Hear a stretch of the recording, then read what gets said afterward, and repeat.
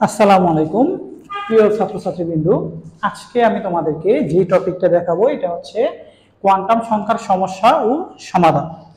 আচ্ছা, এই টপিকটা বোঝানোর জন্য আমরা প্রথমে একটা কোশ্চেন নিছি, আয়রনের কতটি ইলেকট্রনের জন্য n+l এর মান 3 হয়, n+l এর মান 3 হয়।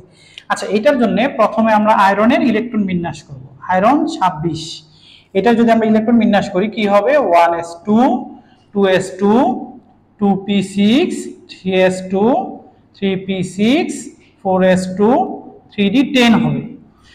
আচ্ছা, আমরা যদি উপশক্তি স্তর এবং এল এর মান খেয়াল করি, এস উপশক্তি স্তর বা অরবিটালের জন্য এল এর মান হয় 0, পি উপশক্তি স্তর বা অরবিটালের জন্য এল এর মান হয় 1, ডি উপশক্তি স্তরের জন্য হয় 2, আর এফ উপশক্তি স্তরের জন্য হয় কি 3। আচ্ছা, এই জায়গা থেকে আমরা যদি n+l এর মান প্রত্যেকটা বের করতে চাই, 1s, প্রথমে আমরা 1s যদি বের করি, 1s এর জন্য n+l এর মান কি হবে? আচ্ছা, 1s এর এই 1টা হচ্ছে প্রধান কোয়ান্টাম সংখ্যা n এর মান, আর s হচ্ছে সহকারী কোয়ান্টাম সংখ্যা l। আচ্ছা, প্রধান কোয়ান্টাম সংখ্যা n এর মান কি 1, আর s এর জন্য l এর মান কত হয়, 0 হয়, তাহলে এই মানটা কত হবে 1। আচ্ছা, 2s এর জন্য n+l এর মান যদি আমরা বের করি, 2 + 0 হবে কি 2। 2p এর জন্য n+l এর মান 2 + 1 = হবে 3। আচ্ছা, 3s এর জন্য n+l এর মান 3, আর l এর জন্য কি হয় 0 হয়, তাহলে কি হবে 3। 3p এর জন্য n+l এর মান 3 + 1 4, 4s এর জন্য n+l এর মান 4 + 0 মানটা হবে কত 4। আচ্ছা, 3d এর জন্য n+l এর মান কত হবে 3, আর d এর জন্য l এর মান কত হয় 2 হয়, তাহলে কি হবে 5। তাহলে আমরা যদি দেখি এই ক্ষেত্রে n+l এর মান 3 হয় এটার জন্য, আর n+l এর মান 3 হয় এই 3s এর জন্য। তাহলে 2p তে ইলেকট্রন রয়েছে কয়টি, 6টি, আর 3s ইলেকট্রন রয়েছে কয়টি, 2টি, মোট ইলেকট্রন কয়টি, 8টি। তাহলে দেখো n+l = 3, n+l = হচ্ছে 3, এটার জন্য আমরা ইলেকট্রন পাইতেছি কতটি, 8টি। অর্থাৎ কি আয়রনের ইলেকট্রন বিন্যাসে 8টি ইলেকট্রনের জন্য n+l এর মান কত হয়, 3 হয়। তাহলে তোমরা এই টপিকটা বুঝতে পারছো তো? আচ্ছা, নেক্সট আমি আরেকটা কোশ্চেন নিতেছি, নেক্সট কোশ্চেনটা একটু খেয়াল করো।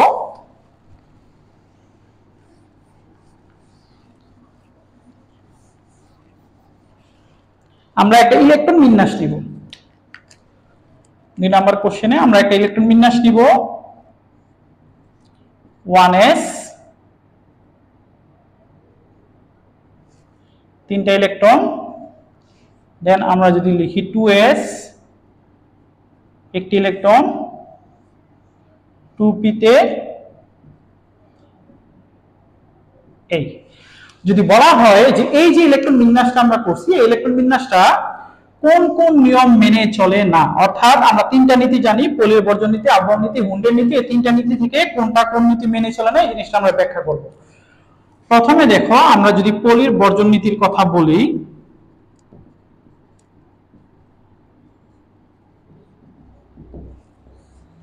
আচ্ছা আমরা যদি 1s এ খেয়াল করি, 1s এ 3টি ইলেকট্রন রয়েছে, আমরা যদি প্রথম ইলেকট্রনের জন্য আমরা 1s এর প্রথম ইলেকট্রনের জন্য 4টি কোয়ান্টাম সংখ্যার মান লিখি, এই ক্ষেত্রে তো 1 প্রধান কোয়ান্টাম সংখ্যা, n এর মান 1, আর s হলে l এর মান 0 হবে, m এর মানও কি হবে 0 হবে। এই প্রথম ইলেকট্রনের জন্য কিন্তু আমরা লিখতেছি, তাহলে প্রথম ইলেকট্রনের জন্য s এর মান +½ অথবা কি হবে -½ আচ্ছা, এবার এই দ্বিতীয় ইলেকট্রনের জন্য, দ্বিতীয় ইলেকট্রনের জন্য যদি আমরা লেখার চেষ্টা করি, দ্বিতীয় ইলেকট্রনটা এরকম ছিল, দ্বিতীয় ইলেকট্রনের জন্য E2 1s এ কিন্তু আছে, তাহলে প্রধান কোয়ান্টাম সংখ্যা n এর মান 1 হবে, l এর মান 0 হবে, m এর মান 0 হবে। s এর মান দেখো, এটা যদি ঘড়ি কাঁটার দিকে ঘুরে, এটা কি বিপরীত দিকে ঘুরবে, তার মানে প্রথমটা যদি +½ হয় দ্বিতীয়টা হবে কি -½ আর প্রথমটা যদি -½ হয় দ্বিতীয়টা হবে কি +½ কারণ ঘূর্ণনের দিক কিন্তু বিপরীত দিক। এবার আমরা 3 নাম্বার ইলেকট্রনের জন্য যদি লিখি E3, n = কি হবে সেম 1, l = 0 হবে, m = 0 হবে, s = কি হবে, দেখো এটা ঠিক বিপরীত, কিন্তু এটা দ্বিতীয় ইলেকট্রনের বিপরীত দিকে ঘুরতেছে তৃতীয় ইলেকট্রন, তার মানে প্রথম দ্বিতীয় ইলেকট্রনের জন্য যদি +½ হয়, তৃতীয় ইলেকট্রন হবে +½ আর দ্বিতীয় ইলেকট্রন যদি হয় +½ এটার বিপরীত মানে হবে কি -½ আচ্ছা, এই ক্ষেত্রে খেয়াল করো কেন পোলীয় বর্জন নীতি মেনে চলে না। এই দ্বিতীয় ইলেকট্রন এবং তৃতীয় ইলেকট্রন এই দুইটার ক্ষেত্রে দেখো প্রধান কোয়ান্টাম সংখ্যা কিন্তু সেম, প্রধান কোয়ান্টাম সংখ্যা সেম, সহকারী কোয়ান্টাম সংখ্যা দেখো সেম, ম্যাগনেটিক কোয়ান্টাম সংখ্যা দেখো সেম, স্পিন যদি প্রথম টানেও সেম, দ্বিতীয়টা নিলেও কি সেম। তার মানে এই E1 এবং E3 এই দুইটা ইলেকট্রনের জন্য E1 এবং E3 এই দুইটা ইলেকট্রনের জন্য প্রধান সহকারী ম্যাগনেটিক স্পিন চারটা কোয়ান্টাম সংখ্যা কি হইতেছে সেম হইতেছে। তার মানে এই দুইটা ইলেকট্রন কি পলির বর্জন নীতি মেনে চলে না, এই দুইটা ইলেকট্রন পলির বর্জন নীতি মেনে চলে না। এবার দেখো আমরা বাকিগুলো ব্যাখ্যা করব।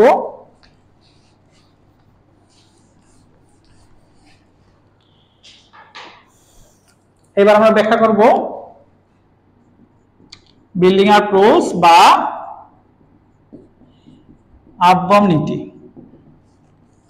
এই নীতির জন্য আমরা 1s 2s এবং 2p এগুলোর যদি শক্তি নির্ণয় করার চেষ্টা করি, n প্লাস l এর মান কি হবে 1, এইটার n প্লাস l এর মান কি হবে 2, এইটার n প্লাস l এর মান কি হবে 3।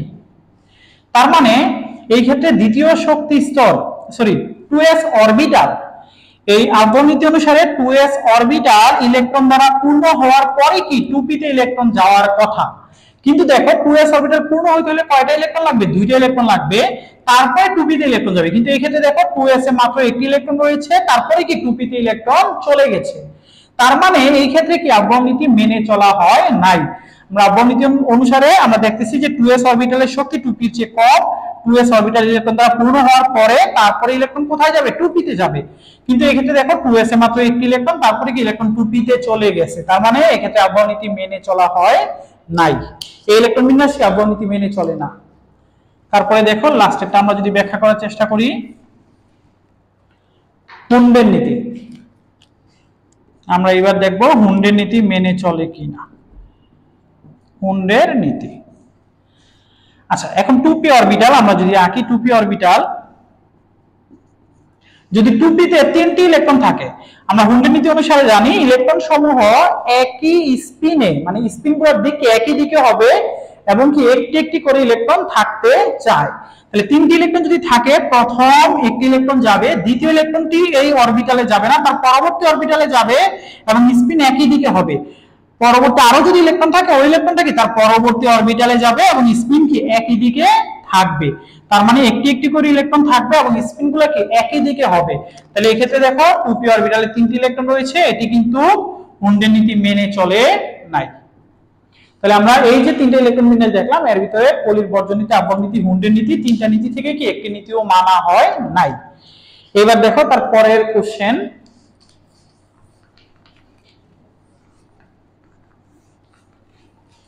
আমরা পরের কোশ্চেনটা লিখি। আয়রন, ক্রোমিয়াম, ম্যাঙ্গানিজের ম্যাগনেটিক স্পিন ম্যাগনেটিক হবে, spin magnetic spin magnetic momentum মান কত? আমাদেরকে আয়রন, ক্রোমিয়াম, ম্যাঙ্গানিজ দেওয়া হচ্ছে, তাদের স্পিন ম্যাগনেটিক মোমেন্টামের মান বের করব। আচ্ছা, স্পিন ম্যাগনেটিক মোমেন্টামের সূত্রটা হচ্ছে √n × n+2 bm। এই bm মানে হচ্ছে বোর ম্যাগনেটন। স্পিন ম্যাগনেটিক মোমেন্টামের একক হচ্ছে bm, বোর ম্যাগনেটন। আচ্ছা, স্পিন ম্যাগনেটিক মোমেন্টামের সূত্রটা কি √n × n+2। আচ্ছা, n টা কি? n টা সম্পর্কে আমরা জানতে হবে। n হচ্ছে বিজোড় এবং একমুখী স্পিনে ইলেকট্রন সংখ্যা, মানে একটি একটি ইলেকট্রন স্পিনে একই দিকে, এরকম ইলেকট্রনের সংখ্যাটাই হচ্ছে n এর মান, আর n এর মান দিয়ে আমরা স্পিন ম্যাগনেটিক মোমেন্টামের মান বের করতে পারবো। আচ্ছা, আমরা একটা একটা করে ইলেকট্রন বিন্যাস করি। আমরা যদি আয়রনের ইলেকট্রন বিন্যাস করি, আয়রনের পারমাণবিক সংখ্যা কত? 26, 1s2 2s2 2p6 3s2 3p6 4s2 3d6 হবে। আচ্ছা, d অরবিটাল কয়টা? 5টা। আমরা যদি d অরবিটাল 5টার মধ্যে ইলেকট্রনগুলো বিন্যস্ত করি, ইলেকট্রন 6টি রয়েছে। দেখো d তে ইলেকট্রন কয়টি? 6টি। তাহলে 1 2 3 4 5 6। তাহলে বিজোড় ইলেকট্রন কয়টি রয়েছে? 4টি। তাহলে n = কি 4 হবে।